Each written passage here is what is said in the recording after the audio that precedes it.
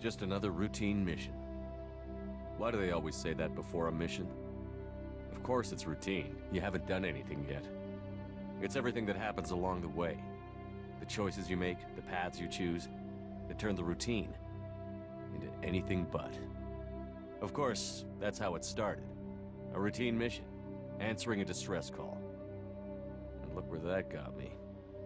We were testing out the Normandy, Captain Anderson's new ship, when the distress call came in. An Alliance patrol on Eden Prime had been attacked. They'd seen something they couldn't explain. And whatever it was massive. I hit the ground with my lieutenant, Kaidan Olenko. A good kid, loyal, by the book, with a talent for biotics. We came across the lone survivor of the patrol, Gunnery Chief Ashley Williams. A soldier to the core. Tough, disciplined, ready to take on whatever came her way. Ashley joined up with us and took us to the spot where she lost her squad. That's when we saw it. The ship. Like nothing I'd ever seen. It was massive, scorching the colony and everything around it as it blasted away. We followed the path of destruction to an artifact, a beacon left by a long-dead race called the Protheans. The colony had dug it up, and whoever attacked them had tried to take it. Chief Williams made the mistake of getting too close. It hit her with some type of energy. I grabbed her and threw her out of the way. And that's when it hit me. Hard. Every muscle in my body went rigid. I couldn't move, could barely breathe. Everything went black. And then I saw something. A vision. Dream. A nightmare. By the time I woke up, we were halfway to the Citadel on our way to meet the Council. I was expected to explain what I'd seen. Anderson came along. So did Adina, our political representative on the Citadel. With those two heavyweights, it seemed reasonable we could persuade the Council that the ship we'd seen was a potential threat, as was the individual behind the attacks. The main suspect for the Eden Prime massacre was a Turian Spectre named Saren. He'd been seen by one of the survivors from the colony at Eden Prime, and there was some evidence to suggest that the ship was connected to Saren. But even Adina's pointed accusations weren't enough to convince the Council. They just couldn't believe one of their chosen elite Spectres could be guilty of something like that. They needed proof, which meant I needed proof. Fortunately, I wasn't alone in my search. Garrus, another Turian, wanted to help. A top agent for Citadel Security. Despite orders from his superiors that he shouldn't get involved, he told me he was suspicious of Saren, and he had some useful leads. More importantly, he was willing to share them. That led me to Rex, the biggest, nastiest-looking Krogan bounty hunter I'd ever seen. He turned out to be more than just a brute. It was his intel that led to a fugitive with incriminating evidence on Saren. The fugitive turned out to be an energetic little Quarian named Tali. A tech expert with a knack for hacking, she'd procured some information on Saren. Evidence that proved Saren was dirty. Tali's evidence proved that Saren was responsible for the massacre on Eden Prime, and that the immense warship we'd spotted was in fact Saren's flagship. But it went much further. Saren was trying to find a way to bring back a race of sentient machines from dark space. Machines allegedly responsible for cleansing the galaxy of all organic life. These Reapers were blamed for wiping out all life 50,000 years ago, including the Protheans, then disappearing back through the mass relays to dark space, leaving no trace they'd ever been. That explained why Saren was after the beacon, and it made some sense out of my visions. But not much else. We couldn't convince the Council that the Reapers were a threat, but they agreed Saren had to be stopped. They stripped him of his Spectre status and gave me the honor of becoming the first human Spectre. My first task? Bring down Saren. Anderson decided to stay behind, giving up his ship, the Normandy. He told me I would need it more than he would. He also pointed me in a direction. Liara, a Prothean expert, adept in biotics, and maybe most importantly, daughter of Benezia, Saren's top lieutenant. And like most Asari, as beautiful as she is intelligent, and born with a unique ability to meld with other species. Liara was able to help me decipher some of the vision the beacon had given me. Nothing concrete, but it gave me some clues. And a new appreciation for the Asari. Her technique for accessing my vision was unexpected, but not at all unpleasant. Ashley was a little concerned about the connection I shared with Liara. As commander, I knew either relationship had the potential to interfere with the mission. I told Liara about how I felt. Apparently, she'd felt it too. But we agreed we wouldn't let it get in the way of our mission. Finding Saren. Thanks to Liara's help, we had our next lead. Benezia. Saren had taken her to Novarian, where he'd enslaved a dangerous race of insect-like creatures, the Rachni. He ordered Benezia to use the same technique Liara had used on me to extract information from the Rachni Queen. The Queen's drones were everywhere, and they weren't happy. We had to fight through hundreds of them to get to Benezia. By the time we arrived, Saren was gone. With the information. I tried to reason with Benezia, but Saren had indoctrinated her. He had somehow acquired the ability to control people's actions and wills. Benezia wouldn't surrender, and Liara was forced to watch her mother die in her arms. And I was left with an angry, dangerous Rachni Queen to deal with. She claimed her drones would do no harm if I released her. But the Rachni had terrorized the galaxy before. I couldn't do it. I wouldn't doom an entire species for past sins. And the Queen was true to her word. She left and took her army of drones with her. With Saren's top lieutenant dead, he was quickly running out of time and places to hide.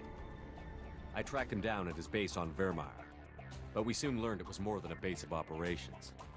It was a breeding ground. Saren was breeding an army of Krogan. He'd found a cure for the genophage, a disease inflicted on the Krogan to prevent them from breeding and taking over the galaxy. But the Krogan Saren was breeding were slaves, mindless beasts that obeyed Saren's will. I had to destroy the base, and all its research. Rex disagreed. Violently. Rex wanted the genophage cure for his people. I tried to convince him to help me destroy it, that these Krogan weren't real. But he wouldn't back down. Fortunately, Rex is smarter than he looks. He realized this wasn't the way to help his people, and that Saren was the real threat. When we finally got to the center of the base, I realized just how close Saren was to completing his plan. He was already in communication with the Reapers. Sovereign, Saren's flagship we'd all assumed was just a ship, was a Reaper. It spoke to me, threatened me. I could feel the menace it had for every living thing. It wanted me dead. It wanted us all dead. And I knew it was capable of doing just that. What I couldn't understand was why Saren would help it. But there was no time to think about it. Sovereign knew where we were. We had to destroy the base and get the hell out. I split up my team in 2 squads, sending Ash with one and Kaidan with the other as a distraction. We had a nuke, and we planned to use it. Before we could detonate the bomb, Saren showed up. We fought. I stalled him to make time for my team. And in talking to him, I realized the truth. It wasn't Saren who was indoctrinating everyone. It was Sovereign. The Reaper. And Saren was in deeper than all of them. He tried to convince me he was still in control. Said he found a way to reduce the Reaper's influence, but he was kidding himself. Or believing the lies Sovereign was telling him. Before I could convince him to stop, he ran, leaving me just seconds to extract my squad mates. I tried, but I wasn't fast enough. I could only save one of them. Ash was a good friend, and a great soldier. But I had to choose, and I chose Kaidan. That was the last time Saren would slip away from me. I knew then, the next time we met, one of us would die. With my team mostly intact, we chased Saren and his army to Ilos, a long-lost planet that had once belonged to the Protheans.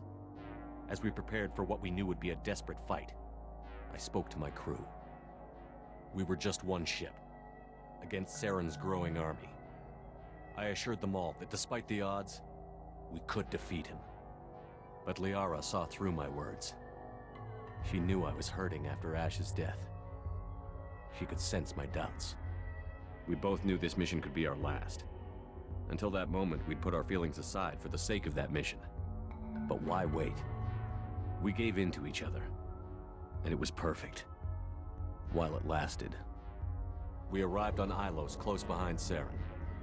Once on the planet, we discovered a Prothean databank that helped me put the final pieces of my vision together. The Reapers had come 50,000 years ago, and every 50,000 years before that, each time purging the galaxy of life. The Protheans had fought and died, like every species before them. But a few survived long enough to leave a parting gift. The Protheans had discovered that the Citadel was the key to controlling the mass relays. By sabotaging the Citadel, they found a way to close the relays to dark space, slowing the Reapers' return, giving us the time we needed to find a solution to stop the Reapers once and for all. Saren knew this. He was leading his army to take control of the Citadel and re-establish the relays to dark space, bringing the waiting Reapers here to destroy us all. We followed him to the Citadel. It was intact, but heavily damaged. He had caught the Council fleets by surprise, and they were only now regrouping. And with Sovereign as his flagship, there was little hope the fleets could counterattack with enough strength to take back the Citadel. But Saren was done running, and I was done chasing him. As the Alliance and Citadel fleets battled Saren's army outside, I cornered the Turian bastard in the Citadel tower and confronted him. He died believing that the Reapers would save him.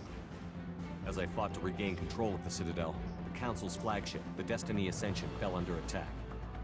Despite Saren's death, Sovereign and Saren's army continued to fight. The Council was aboard the Destiny Ascension, and they were requesting assistance. But I knew in order to help them, I would have to put our human Alliance fleet in jeopardy.